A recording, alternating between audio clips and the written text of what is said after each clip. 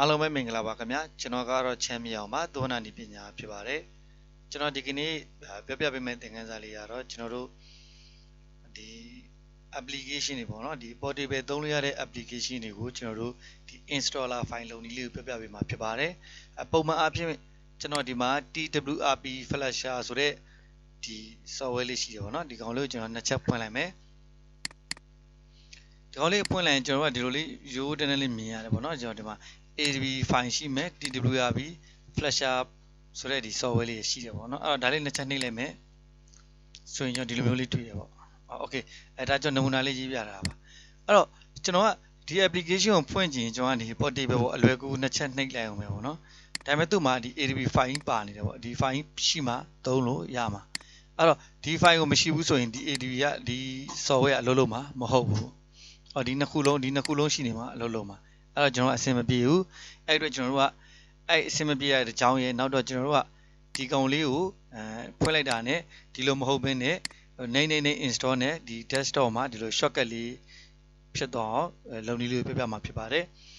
အဲ့တော့ကျွန်တော်အရင်ဆုံးဘာလို့လဲဆိုတော့ inno set တဲ့လိုပါတယ်ကျွန်တော် inno set တဲ့ဆိုတဲ့ application လေးလိုတယ်ပေါ့နော်အဲ့တော့ကျွန်တော်ရိုက်ရှာလိုက်မယ် inno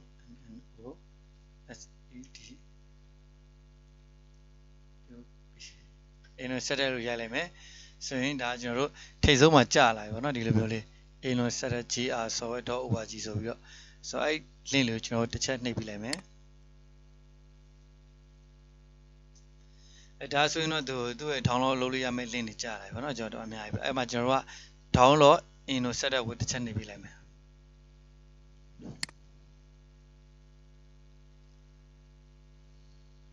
အဲ့ဒါဆိုရင်တော့ကျွန်တော်ဒီမှာဒီလိုလေးကြာလာပြီသူကဒီမှာပေါ့ဒီမှာပြထားတယ်ပေါ့နော်အောက်မှာဆွဲချလိုက်မယ်ဆိုရင် inno set တဲ့သူ version က620ပေါ့ဒါလေးပေါ့အဲ့တော့သူကကြိုက်တဲ့ Netherlands တို့ US တို့ရှိတယ်ပေါ့နော် Redden site တို့ရှိကြိုက်တာနဲ့တောင်းပေါ့ကျွန်တော်ကတော့ US ကိုရွေးလိုက်မယ်သူဖတ်ရတာနည်းနည်းအဆင်ပြေဆုံးဖြစ်တဲ့အတွက်US ကို click ချက်ထောက်ပေးလိုက်မယ်ဆိုရင်သူဒီမှာ auto down သွားမှာဖြစ်ပါတယ် site လေးကတသေးလေးပေါ့4 မှတ်လောက်ပဲရှိတယ် save file လုပ်လိုက်မယ်ပြေသွားပြီပြေသွားရင်ကျွန်တော်ဒါလေးကို click ချက်ထောက်ပေးလိုက်မယ်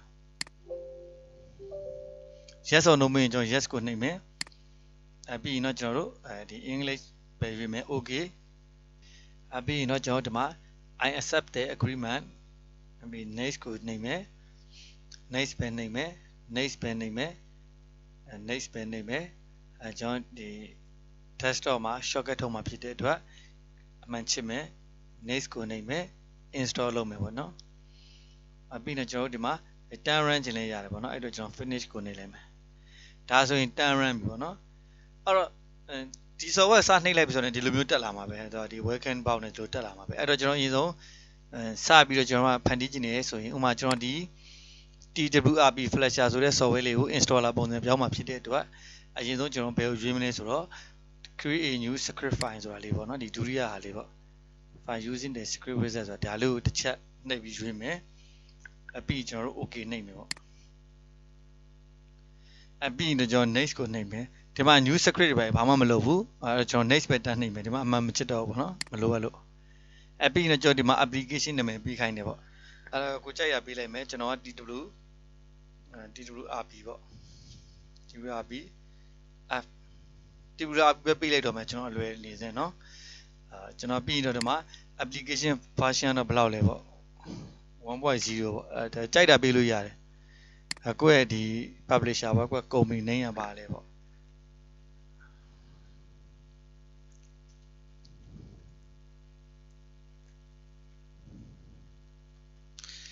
Thuwunna ID group ပေါ့နော်ကျွန်တော် mic ကိုလောဆယ် stand မဆင်ရသေးတော့လက်နဲ့ကင်ပြောနေရတာမို့လို့နည်းနည်းလေးစာရိုက်တာနောက်ဆက်ထောက်နေတာအောက်ကတော့ကျွန်တော်တို့ဒီ website ပေါ့ကို့မှာ website ရှိရင်ထဲမရှိလည်းမထည့်နဲ့ပေါ့နော်ကျွန်တော်ကတော့မထည့်ပြတော့ဘူးရှိရင်ကို website လေးစာတွေညွှန်ပေးလိုက်ပေါ့ပြီးရင်တော့ next ကိုဆက်နေမယ်ဒီမှာလည်းဘာမှလုပ်စရာမလိုဘူးသူ application ကိုသူ program file ထဲမှာသူ့ဘာသူအစီအစဉ်ချက်လုပ်ပြီးမှဖြစ်တဲ့အတွက်ကျွန်တော် next ပဲဆက်နေမယ်ဒီမှာတော့အပေါ်ဆုံးမှာပေါ့နော်ဒီအပေါ်ဆုံးမှာတော့သူကရေးပေးထားတဲ့ application main executable file နဲ့ကျွန်တော်တို့လုံးမဲ့ software မှာအဓိကအရေးကြီးဆုံး file ကိုထည့်ခိုင်းတာအဲ့ဒါကျွန်တော်က TWRP ဆိုတဲ့ကျွန်တော်တို့ file ကိုဖွင့်လိုက်မယ်ဆိုရင်အရေးကြီးဆုံးကဒီ ဒီ software ပဲဟုတ်တယ်နော်ဒီ software ကြီးပဲ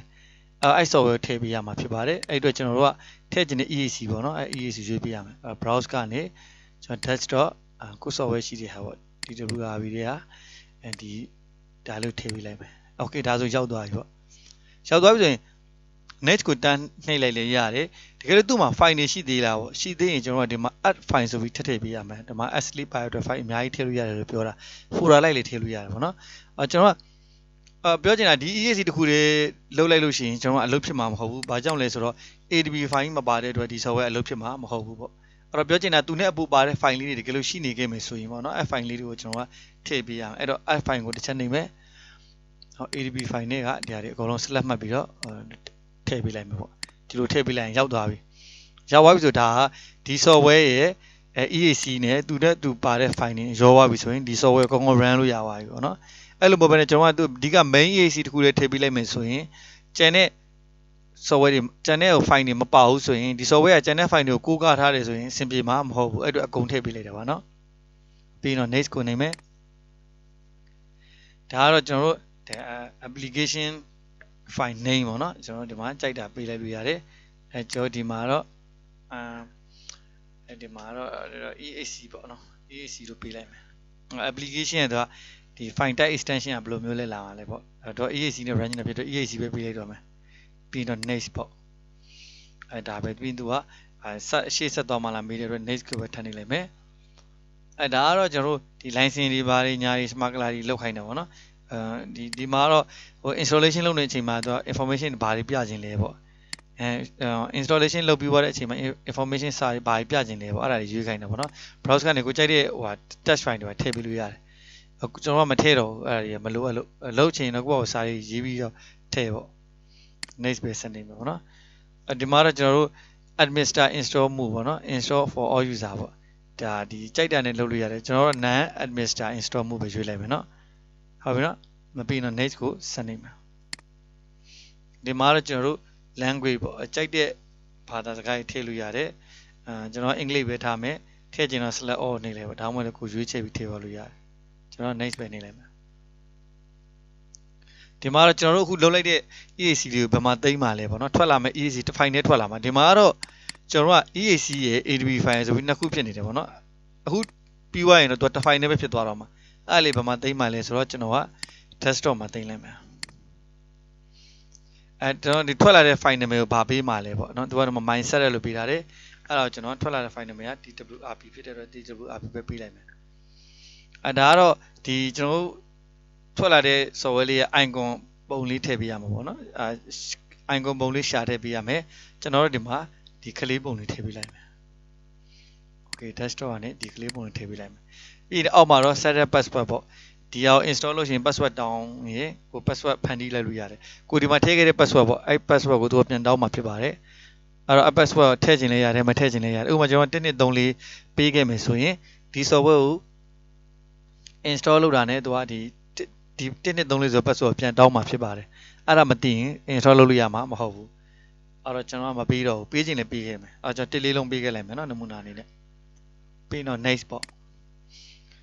ပြီးရင်ဘာမှလုပ်စရာမလို next ပဲပြီးရင် finish ပေါ့အဲ့တော့ဒီဟာကို complaint ဒီ secret တွေကိုတဲ့ဒီ complaint ပေါင်းတော့မှာလားလို့မေးတာအဲ့တော့ကျွန်တော် yes ကိုနေပေးမယ်ပြီးကျွန်တော်ဒီပေါင်းလိုက်တဲ့ secret တွေကိုသူကဒီ save ပေးမှာလား save မှာလားလို့မေးတာပေါ့နော်ကျွန်တော်ဒီ code တွေပေါ့အဓိကဒီ secret တွေရှိတယ်အဲ့ဒါတွေ save မှာလားမေးတယ်ကျွန်တော် yes ကိုနေပေးမယ်ဘယ်မှာ save မလဲဆိုတော့ကျွန်တော်တို့ကdesktop မှာပဲ save မယ်နာမည်ကို WRB CMA ကြိုက်တာပေးလိုက်ပေါ့သူ့ကို save တဲ့သူ့ရဲ့ extension type ကတော့ .iss ပေါ့နော်ဒါကတော့သူ့ရဲ့ software ရဲ့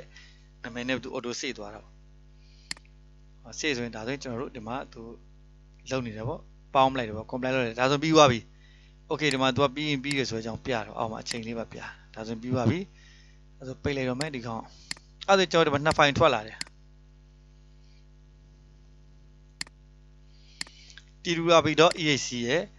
ဒါကတော့ကျွန်တော်ကပြောတဲ့သူပြောတဲ့ဒီ script ပေါ့နော် script file ရပေါ့ကျွန်တော် TWRB.eac ကိုကျွန်တော်ကဒီရဆိုရင်တော့ကျွန်တော်ကဒီလိုသုံးနေရဟုတ်တယ်မလားအမြဲတမ်းလေ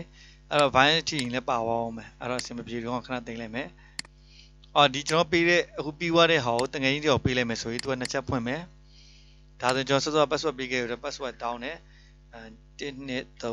1 4လုံးပေးလိုက်တယ် sorry ပြီးရင်ကျွန်တော် next ပေါ့desktop မှာ shortcut လုံးမှလာမိတယ် desktop မှာ shortcut လုံးမယ်ပြီးရင် next install ပေါ့ဒါဆိုရင်ပြီးသွားပြီသူကဒါတော့တခါတည်း launch လုံးမှလာမိတာဖွင့်မှလာမိတာဖွင့်ကြည့်လိုက်ရ finish ပေါ့okay ဒါဆိုရင်တော့ကျွန်တော်တို့က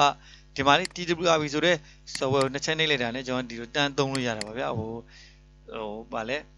အရင်လို file တွေပါတယ်မလိုတော့ဘူးသူကเนาะအဲ့လိုမျိုးအဲ့တော့အလွယ်ကူဆုံးသုံးလို့ရတဲ့နည်းလမ်းလေးပေါ့ပိုးအဆင်ပြေသွားတယ်ဒီမှာလေနှစ်ချက်နှိပ်လိုက်ရင်တန်းပွင့်တယ်သူမြောက်ပေးရင်လည်းကျွန်တော်ကဒီ installer file ပေးလိုက်အောင်ပဲဒီကတစ်ခုတည်းပေးလိုက်ရင်ရပြီဘာ file မှပေးတာမလို့တော့ဘူးဒီထဲမှာအကုန် compliant မပေါင်းမိတာပါသူ ADB file ရော EAC file ရောအကုန်ပေါင်းမိတာဖြစ်တဲ့အတွက်ပိုးအဆင်ပြေတယ်ပြောမယ်ဆိုရင်တော့ဒီ inno set ကဒါကတော့အလွယ်လေးလောက်တာပေါ့နော်အလွယ်ကူဆုံးလောက်တာတကယ်တမ်းတော့သူ့ကိုတော့သူ script နဲ့ compliant လုပ်ပြီးတော့ရေးရင်ပိုကောင်းတယ်ပေါ့သူကိုလိုချင်တော့အများကြီးလုပ်လို့ရတယ်ပေါ့ဒါကတော့ကျွန်တော်တို့လူဘိန်းကြီးပေါ့နော်နောက်ဆုံးအလွယ်ဆုံးကြီးပေါ့ဥပမာကျွန်တော်တို့ portable software တွေရှိတယ်ဥပမာ format factory လိုဟာမျိုးတွေတချို့ portable ပေါ့နော် file တွေအများကြီးနဲ့လာတာတွေရှိတယ်အဲ့ဒါကြီးကျွန်တော်တို့ကဒီ inno set နဲ့တ file နဲ့ပြန် installer တွေပုံစံဖန်တီးလို့ရပါတယ်အားလုံးကျေးဇူးတင်ပါတယ်ကျွန်တော်ဒီကနေ့တော့ဒီနည်းလေးပြောပြပေးတာဖြစ်ပါတယ်မင်္ဂလာရှိသောညချမ်းလေးပါ